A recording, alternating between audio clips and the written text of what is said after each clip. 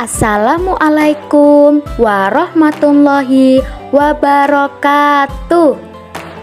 Hayo adik-adik, ada yang masih belum jawab salamnya ya? Kakak ulangi ya.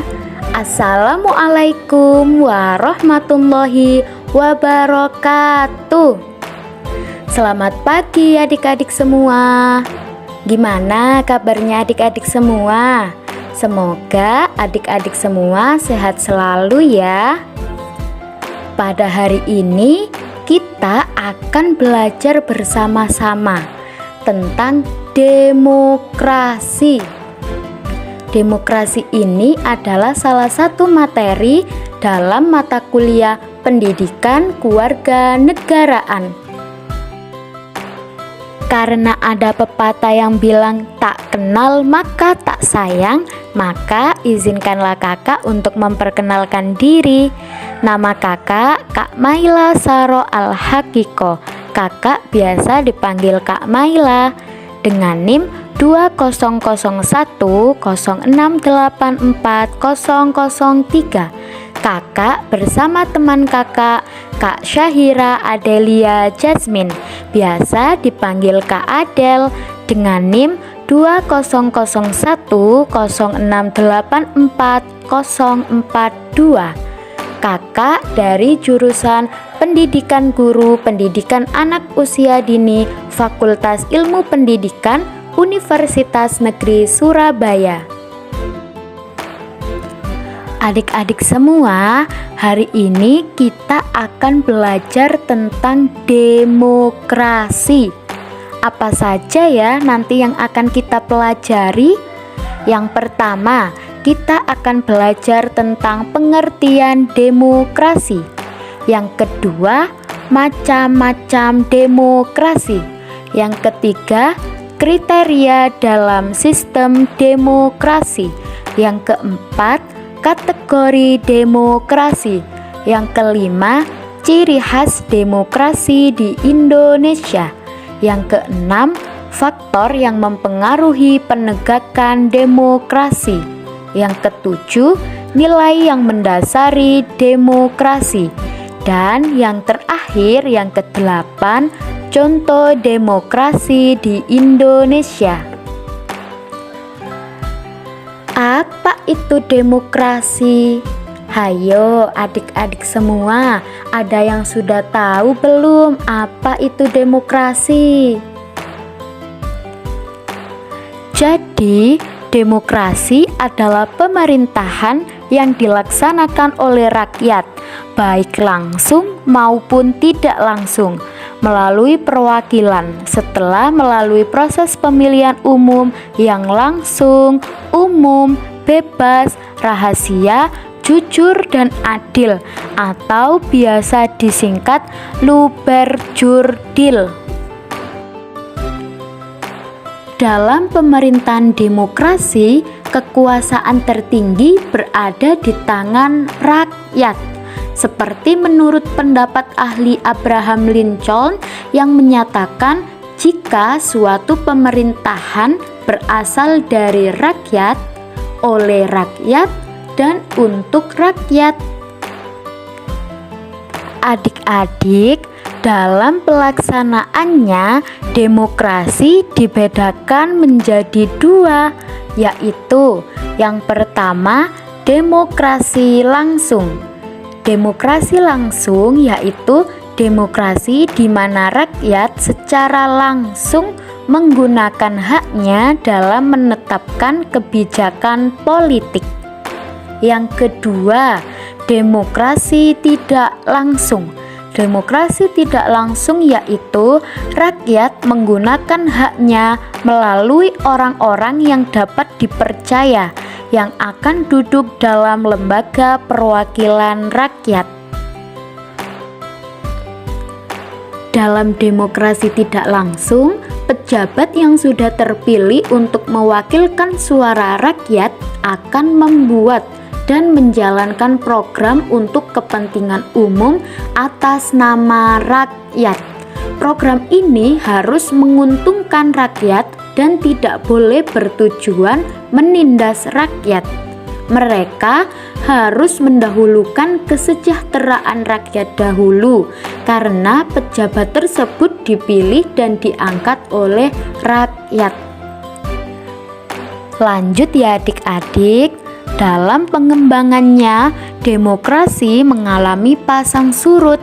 Hal ini ditandai dengan terdapatnya istilah atau nama dari demokrasi yang menunjukkan pelaksanaan sistem pemerintahan demokrasi di suatu negara. Semua menganggap sistem pemerintahan negara yang dilaksanakan tersebut secara demokratis. Adik-adik, ada beberapa kriteria yang dianggap termasuk dalam sistem demokrasi, yaitu 1. Kedaulatan rakyat, 2. Kekuasaan mayoritas, 3. Pengakuan hak-hak minoritas, yang keempat jaminan hak asasi manusia, 5. Pemilihan yang bebas dan jujur, 6. Persamaan di depan hukum, 7. Proses hukum yang wajar, 8. Pembatasan pemerintah secara konstitusional, 9. Pluralisme sosial, ekonomi, dan politik. Yang ke-10, pemerintah berdasarkan persetujuan dari yang diperintah. Dan yang terakhir, nilai-nilai toleransi, pragmatisme, kerjasama, dan mufakat. Apakah adik-adik tahu, dari beberapa istilah dan aliran pikiran, demokrasi dikategorikan menjadi 2 loh. Apa sajakah itu? Yang pertama ada demokrasi konstitusional. Demokrasi konstitusional merupakan demokrasi yang menganut kebebasan individu. Sementara yang kedua yaitu demokrasi komunis. Demokrasi komunis sendiri adalah demokrasi yang mengatur kehidupan rakyatnya tanpa diberikan kebebasan sedikit pun. Demokrasi komunis juga membatasi agama pada rakyatnya loh adik-adik. Kejam ya? Selanjutnya yang perlu diketahui oleh adik-adik yaitu ciri khas demokrasi negara Indonesia yang terdapat dalam Undang-Undang Dasar 1945. Apa sajakah itu? Yang pertama, ada demokrasi berdasarkan ketuhanan yang Maha Esa. Yang kedua, demokrasi berdasarkan hak asasi manusia. Yang ketiga, demokrasi berdasarkan kedaulatan rakyat.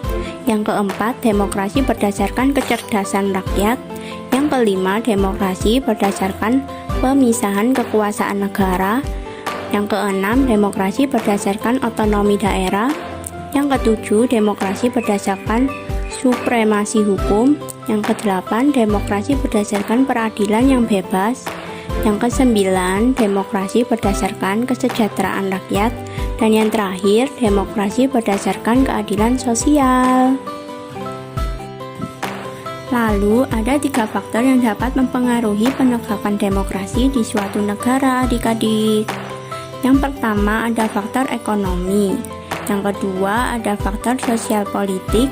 Dan yang ketiga ada faktor budaya kewarganegaraan. Adik-adik, demokrasi didasari oleh beberapa nilai sebagai berikut. Yang pertama, menyelesaikan perselisihan dengan damai. Yang kedua, menjalin terselenggaranya perubahan pada masyarakat secara damai. Yang ketiga, mengganti pimpinan secara teratur. Yang keempat, membatasi adanya kekerasan.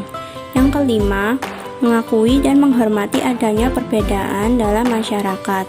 Contohnya seperti perbedaan pendapat, kepentingan, atau tingkah laku. Dan yang keenam, menjamin tegaknya keadilan. Lalu sekarang, adik-adik tahu nggak contoh dari demokrasi itu apa? Contoh sistem demokrasi di Indonesia yaitu pemilu atau pemilihan umum. Pemilu dilakukan untuk memilih presiden dan juga wakil presiden. Pemilu dilakukan oleh orang-orang yang sudah berusia 17 tahun ke atas. Jadi untuk adik-adik belum bisa ya mengikuti pemilu. Ini merupakan gambar dari pemilu ya adik-adik.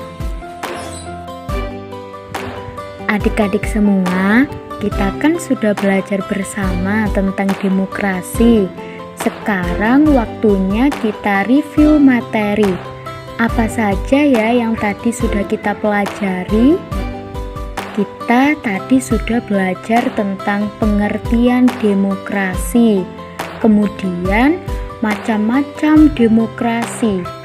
Selanjutnya, adik-adik tadi juga belajar tentang kriteria dalam sistem demokrasi, kemudian kategori demokrasi. Lalu, adik-adik juga belajar tentang ciri khas demokrasi di Indonesia. Lalu, ada faktor yang mempengaruhi penegakan demokrasi. Selanjutnya ada nilai yang mendasari demokrasi, dan yang terakhir ada contoh demokrasi di Indonesia. Demikianlah tadi penjelasan dari Kak Maila dan juga Kak Adel mengenai demokrasi. Bagaimana adik-adik semua? Sudah paham kan sekarang tentang demokrasi? Semoga adik-adik semua tetap semangat dalam belajar, tetap semangat dalam meraih cita-cita. Terima kasih dan semoga bermanfaat ya adik-adik. Wassalamualaikum warahmatullahi wabarakatuh.